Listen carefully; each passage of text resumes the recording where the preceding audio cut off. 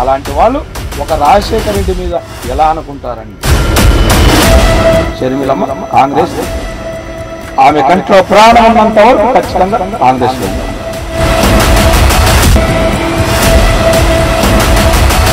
తర్వాత ప్లేట్ మార్చింది ఆ పార్టీ విధానాలే, కానీ కాంగ్రెస్ పార్టీ ఎప్పుడు మార్చలేదు. కానీ దాన్ని బలంగా ప్రజల్లోకి తీసుకెళ్లలేకపోతుంది కాంగ్రెస్ పార్టీ. దీనికి ఏమంటారు?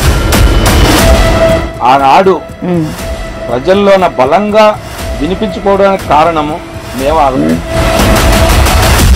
ఇదే బీజేపీ ఆ రోజు ఉన్నటువంటి ఆర్థిక శాఖ మంత్రి అరుణ్ జైట్లీ గారు, తర్వాత వెంకయ్య నాయుడు గారు వెరీ క్లియర్ గా అన్నారు. మరి జిల్లా అధ్యక్షునిగా ఇక్కడికి వచ్చారు, మరి ఎలా అభివృద్ధి తీసుకెళ్లాలనుకుంటున్నారు, ఎలా చేయాలనుకుంటున్నారు? ఏ గవర్నమెంట్ వచ్చినా కూడా మెడలో ఉంచి మేము ఖచ్చితంగా ప్రత్యేక హోదా తెస్తాం.